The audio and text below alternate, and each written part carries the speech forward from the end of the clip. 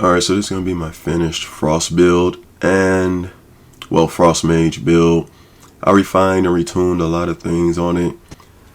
A couple of additions I made were the Moonveil, which I barely and rarely use, but I did add the stat requirements just in case I run into some cheese or someone who just wants to spam rivers or block behind fingerprint or has their own Moonveil or other things, you know. Show them the difference between, you know, someone skillful using it and someone just spamming moonbeams. But I don't really enjoy it. The other addition I made was Wing of Estelle. It's really good for close corridors and things like that, where you get backed into, and has a great move set. So I incorporated those into the build. Other change I made is basically got rid of all the glint spells almost. Swift Glintstone Shard is staying because it's really good at catching people trying to heal at a distance and finishing off those low opponents who try to really back off and get away. So couldn't really, you know, get rid of it. And the carrion blades or whatever they are, the ones that float above your head, are a really good opener, or when you're going down a closed hallway and someone just pops out of a corner. It's also good at detecting where enemies are before you know where they are. As you'll see later in the video, the guy hiding in a tree and I couldn't find him for the longest, and they just shot up there and I was like, oh, there he is. So those are more technical skills, but everything else I replaced with frost skills and made them work. So Adulas is really good at AoE and catching people that's trying to bum rush you, and they don't think they have to worry because you're a mage, and they run and get smacked in the face with the sword part of it and the projectile part of it, doing massive damage. I used the Frost Ice Crag or Ice Rag, I think it is, and you know, a little trick to that is using the Swift Glintstone first and then shooting it out to cancel some of the animation. It's still slow as all hell, but once it hits, it actually hits like a truck, so I can see why they made it a bit slower. And the Mist, it catches people off guard actually. It stuns them. People just usually try to walk through it, but it actually stuns them. It builds up frost really fast and it allows you to get another hit in after you stagger them. So they want to be stupid. They can walk into it all they want. It's really good for that. And it also allows me, like if I'm in the heat of battle and I'm not going to be one shot by, say, like river spam, you can river spam out of range, you can Moonveil spam out of range, you can do a jumping attack with you know, two dual wielded 2H weapons or 2 bleed weapons and get one shot through it. So don't think it's actually going to protect you like that. But if they're using small weapons or just trying to rush you, things like that, I often use it to just buff my Dark Moon blade. So I use every spell I have on this build rather tactically, and it's rather situational, and the weapons themselves supplement some of that as well. The Moon Blade beams, the Dark Moon Blade beams, the beams from the Wing of Estelle, all have different timings and ranges and things like that, so, and combo differently. And that's pretty much the build. I do have an Ice S stock for chasing people down, usually in duels, and chip damage. It has Frost Stump on it. Also have a Pike, the same reasoning, and it has the spear move on it where you do a little dance in the air. It has great tracking. And I have 2 long swords with frost on them, but they have they're more for utility, like when you're invading in a Heliga tree. There's like swamps and shit, so I have quick step on it. I won't put Bloodhound Step on it, even though it's only for utility. But they also are good at building up frost really quick, and so they're actually good in like close range fights where you just want to spam. But like I said, I rarely use them. I'm trying to get away from spamming, so you know. But that's the only way they're good. I don't actually like versus that right there. You see the river spam. You know, that's what I actually call spamming, to where the short swords, they have no range, they have no advantages. Like, you're only going to ever get in those, you know, real quick running attacks or jumping attacks, and you know, they're only good with spam to build up status effects. So all in all, I think it's a really good build. I maintain keeping this build at 125 at all costs, even though I do mostly agree with the 150 meta. There hasn't been a build yet I've made and was like, be careful with this tree part when you're invading. By the way, a lot of people fall for it, including me. I couldn't figure out what's going on, but if you run up that right side, you're gonna fall to your death like that Phantom did. I knew they would fall for it because I fell for it myself, even though I knew that it was a pitfall there. Like, for some reason, it just pushes you off the edge. But it was one of the reasons I was able to succeed in this gank, just being smarter than my opponents. But these were dedicated gankers. Like, they were just catching you at the spawn, summoning blues and things like that. So I was happy to finally take them down.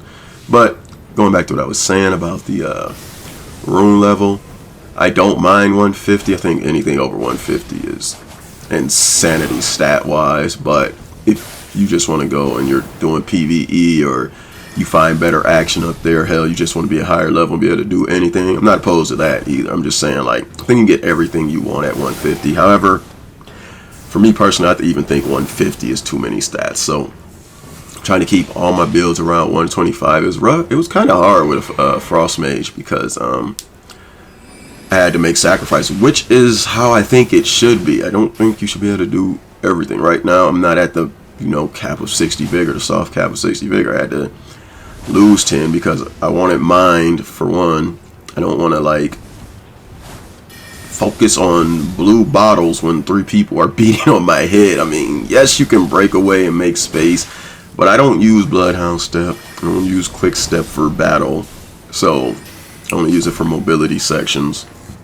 So I have to, like, focus on finding line of sight in order to chug, and sometimes that line of sight in the places I'm around is just not available. So I wanted, plus I have a lot of things I need to use, like Adula's is quite expensive. The Moonlight buff for some reason is like half it's like half your FP or something. Like, it's expensive. I'm exaggerating, but it's a lot. Like, by the time I put up the Moon Blade and the Carrion Blades or whatever, I'm already at half a bar, and it's like 1 or 2 Adulas. So I wanted a decent amount of mine. I stopped at 24. And I want a decent amount of stamina. Stamina is not actually needed in this game really at all if you're just playing like invasions and dueling and things like that. However, I found it really is needed for when people decide they want to play defensively, and whether that be Bloodhound Step or just flat out taking off in a full sprint. You have to have enough, like, stamina to attack and, you know, be able to pull out the combo and pressure them. You know, you have to have enough. So I think 20 is enough for that. I don't ever go over 20, but I think 20 is solid for just, like, getting that extra hit off or keeping the combo going when they're stunned and they're out of stamina because they said F it. But all in all, I had to, if I was going to go to 60 vigor, I would take my points out of mind and stamina and put them into 60 vigor and manage that way. But I run the +2 Crimson Seal, so it's fine. It gives me 150 and puts me at a point I would be at 60 vigor, which would be well, 1900, but I have 1975, so with the seal on, so I'm pretty good. But I've HP checked. I'm not in one-shot range from anything besides the carrion glitch. So unfortunately, we cannot survive that, but it's fine. You know, most things I'm able to survive, and as long as I play smartly with this build. That's another thing. This isn't like one of the meta builds. It's not a bleed build. It's not a Rivers of Blood build.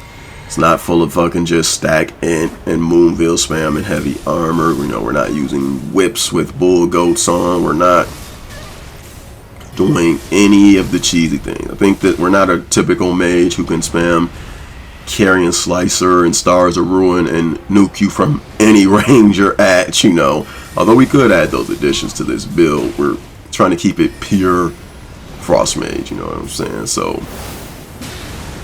at that point, I do think we're at a disadvantage versus the meta. We have good tools, don't get me wrong. It's in no way, shape, or form weak. By the way, what were those guys doing just trying to, like, shoot arrows and knives? Watching their host to die a horrible death. Like, I don't think that was optimal. Maybe the boss scared them away, but again, you're here to help the host. But again, I don't know. Like, if they were being passive and letting him 1v1, they were still dotting me up with poisons and things like that. But back to the topic at hand, like, I don't think anything is very underpowered in this game. I just think some things are worse than others. Like Frostmage is worse than normal mage by far.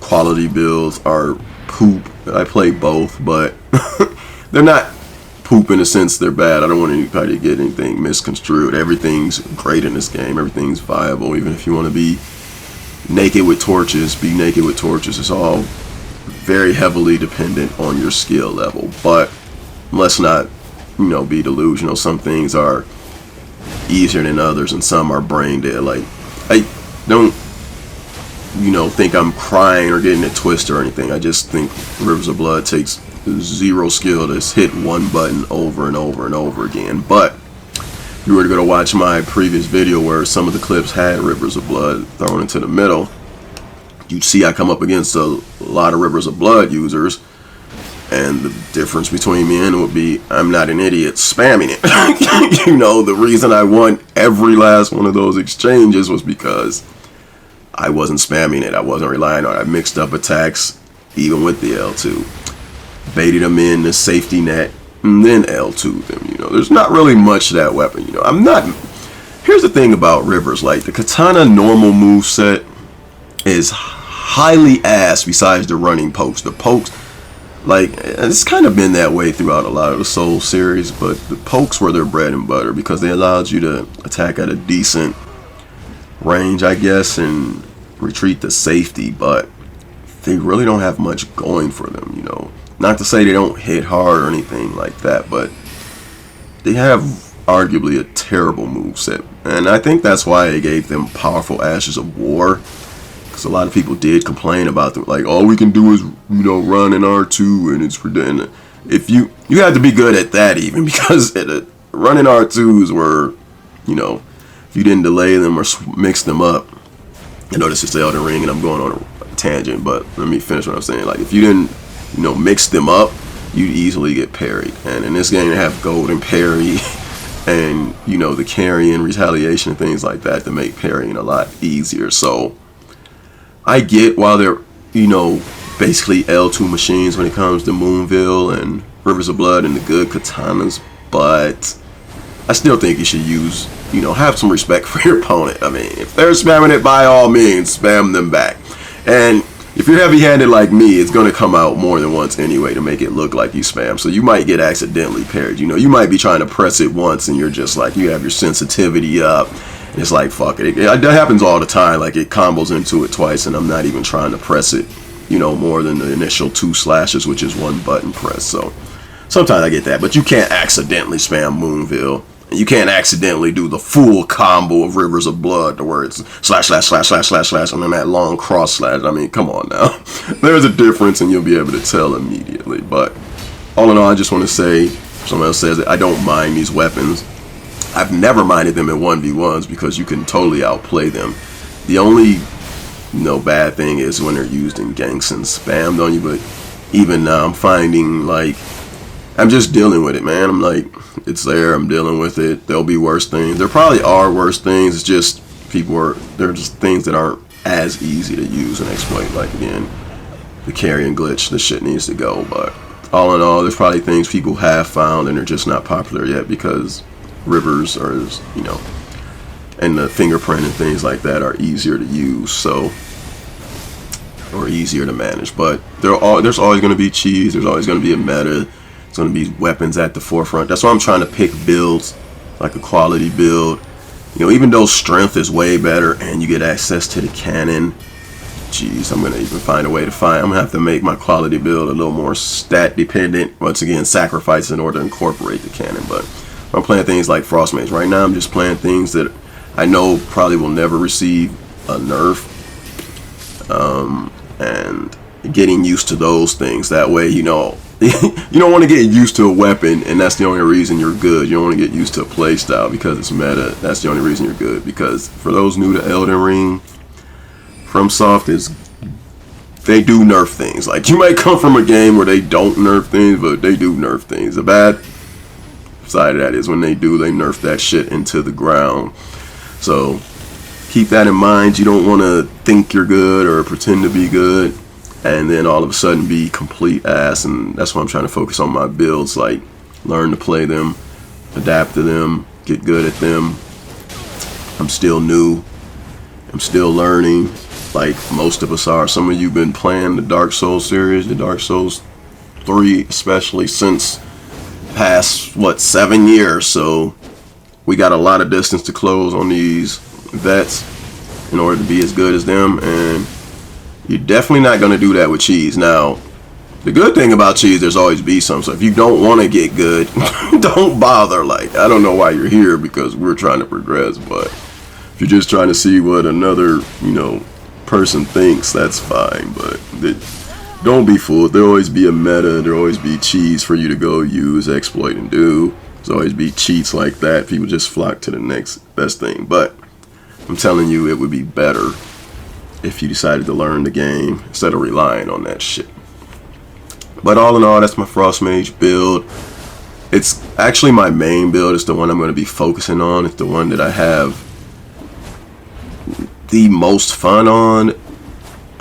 I just loved it since I put it together. And our additions to this, once again, is we added Wing of Steel and the stats to use Wing of Steel and Moonveil. And we swapped out all those crazy ass glint blade spells. We're not trying to play a mage here. Like, they're fun to use and they're powerful, but we want to keep the frost aspect alive. And like I said, the frost aspect, the frost spells aren't anything to like bat. There are no stars of ruin. Let me tell you that. There are no carrion slicer or things like that. But the duelist is really good under pressure. We're not going to downplay it. And they're really good in technical situations for like hunting down runners or people who just want to have a spam off ice grab. Will definitely out damage them.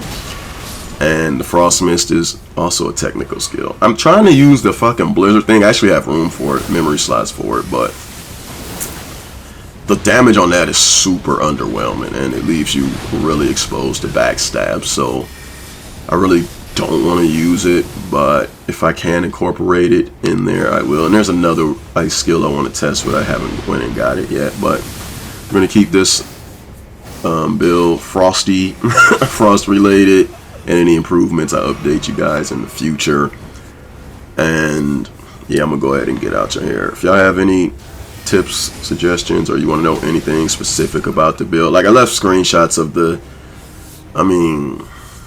talismans and things like that. Like I said, Erd Tree +2, the Crimson Talisman +2, the Arsenal Jar, and the Poise one. We have 67 poise, so we passed 2 of the initial main breakpoints, which are 51 and 61, so you don't have to worry about getting staggered. However, you can pass the first breakpoint if you want of 51 and remove the Bulgo's Talisman as our flex spot if you want it. So I just wanted to add that piece of information.